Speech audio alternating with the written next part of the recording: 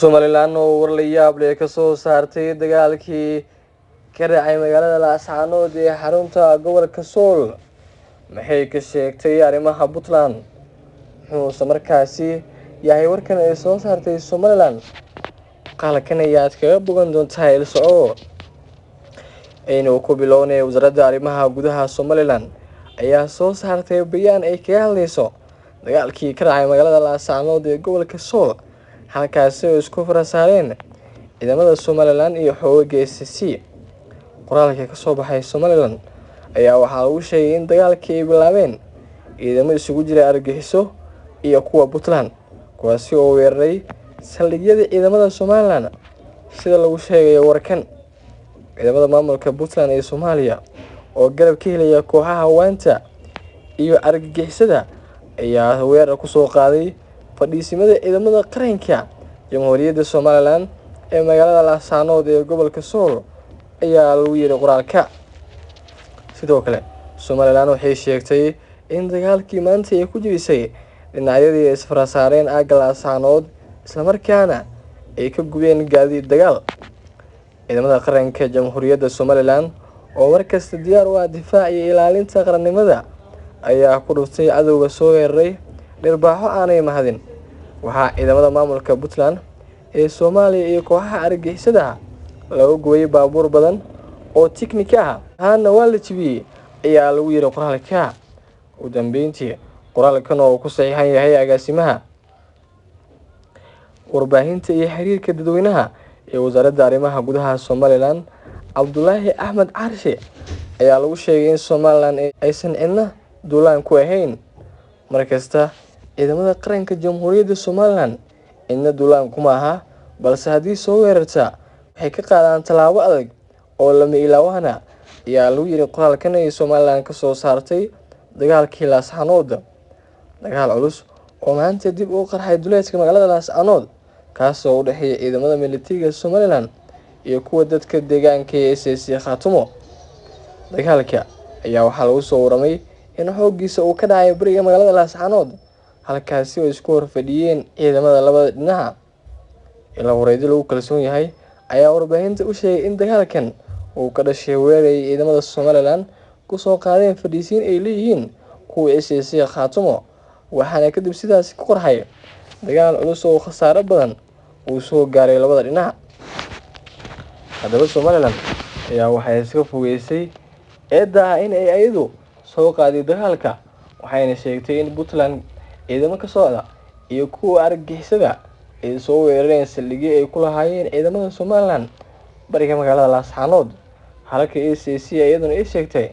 in maamulka Somaliland uu weerar ku soo qaaday fadhiisimo ay ciidamada SSC Khaatumo ku lahaayeen duleedka magaalada Laascaanood. labada dhinac oo iska fogeeyay eedda in dagaalka uu soo qaaday ayaa waxa uu dagaal qaraar ku dhexmaray magaalada Laascaanood barigeeda, iyadoo markaasi halkaasi uu ka dhashay khasaare ba'an oo isugu jira dhimasho iyo dhaawac intuba. ciidamada hawaanta ee SSC Khaatumo oo maalmihii u dambeeyay helay gurmad dagaal ayaa warkaasi waxa ay sheegeen in guulo waaweyn ay soo hoyeen. sidoo kale maamulka Somaliland ee weerarka soo qaadana dhirbaaxo hoggaan lagu dhuftay. waxa ay sheegeen in muddo kooban halkaasi uu dagaalka ka socday, sidoo kalena khasaare ba'an loo geystay ciidamada Somaliland ee halkaasi ku sugan. haddaba magaalada Laascaanood ayaa muddo ku dhow 7 bilood waxaa ka socda dagaal xooggan oo u dhexeeya ciidamada SSC Khaatumo oo ah kuwa xaq u dirra iyo kuwa Somaliland ay ku sheegaan inay yihiin argagixisada. haddaba lama oga cidda geeso ay raaci doonto, maadaama dagaalo culus halkaasi uu ka dhacay, sidoo kale boqolaal ciidan halkaasi ku nafaayeen. dagaalkana uu sababay barakac kor u dhaafaya kumanaan dad shacaba.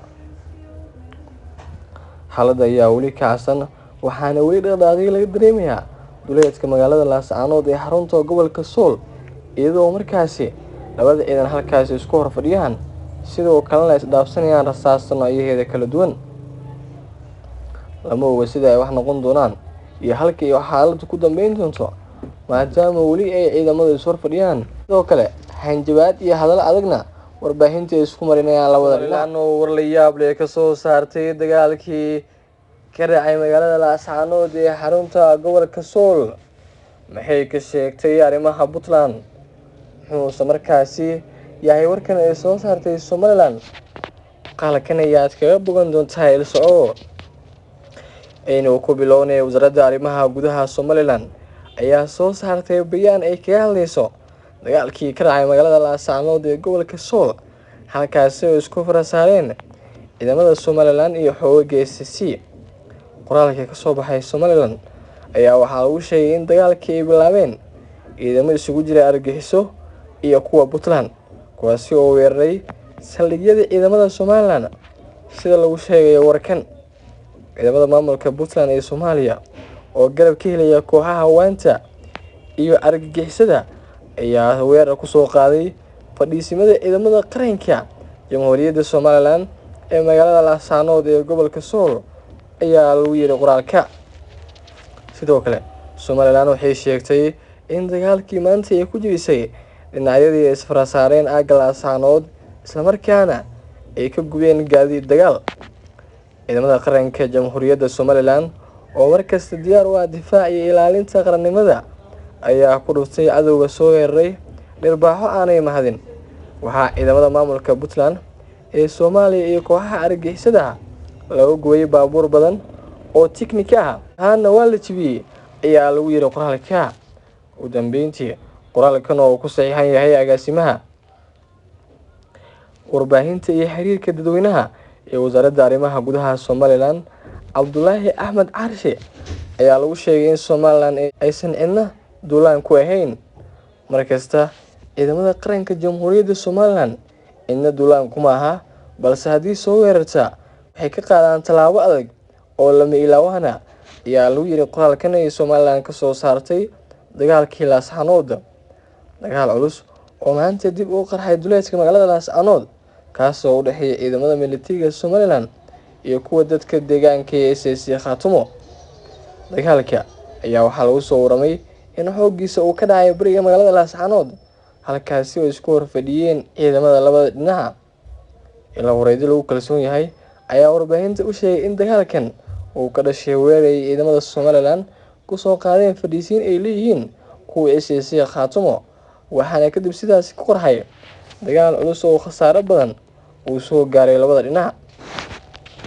haddaba Somaliland ayaa waxay iska fogeysay eedda in ay ayadu soo qaaday dagaalka waxayna sheegtay in Puntland ciidamo ka socda iyo kuwa argagixisada ay soo weerareen saldhigyada ay ku lahaayeen ciidamada Somaliland bariga magaalada Laascaanood halka SSC iyaduna ay sheegtay in maamulka Somaliland uu weerar ku soo qaaday fariisimo ay ciidamada SSC Khaatumo ku lahaayeen duleedka magaalada Laascaanood labada dhinac oo iska fogeeyay eedda in dagaalka uu soo qaaday ayaa waxa uu dagaal qaraar ku dhaxmaray magaalada Laascaanood barigeeda iyadoo markaasi halkaasi uu ka dhashay khasaare ba'an oo isugu jira dhimasho iyo dhaawac intuba ciidamada huwaanta ee SSC Khaatumo oo maalmihii u dambeeyay helay gurmad dagaal ayaa warkaasi waxa ay sheegeen in guulo waaweyn ay soo hoyeen sidoo kale maamulka Somaliland ee weerarka soo qaadana dhirbaaxo hoggaan lagu dhuftay waxa ay sheegeen in muddo kooban halkaasi uu dagaalka ka socday sidoo kalena khasaare ba'an loo geystay ciidamada Somaliland ee halkaasi ku sugan haddaba magaalada Laascaanood ayaa muddo ku dhow 7 bilood waxaa ka socda dagaal xooggan oo u dhaxeeya ciidamada SSC Khaatumo oo ah kuwa xaq u dirra iyo kuwa Somaliland ay ku sheegaan inay yihiin argagixisada haddaba lama oga cidda geesho ay raaci doonto maadaama dagaalo culus halkaasi uu ka dhacay sidoo kale boqolaal ciidan halkaasi ku nafaayeen dagaalkana uu sababay barakac kor u dhaafaya kumanaan dad shacaba xaaladda ayaa weli kacsan waxaana weli dhaqdhaqaaqyo laga dareemayaa duleedka magaalada Laascaanood ee xarunta gobolka Sool iyadoo markaasi labada ciidan halkaasi isku hor fadhiyaan sidoo kalena isdhaafsanayaan rasaasta noocyadeeda kala duwan lama oga sida ay wax noqon doonaan iyo halka ay xaaladdu ku dambeyn doonto maadaama weli ay ciidamadu is hor fadhiyaan sidoo kale hanjabaad iyo hadal adagna warbaahinta isku marinayaan labada dhinac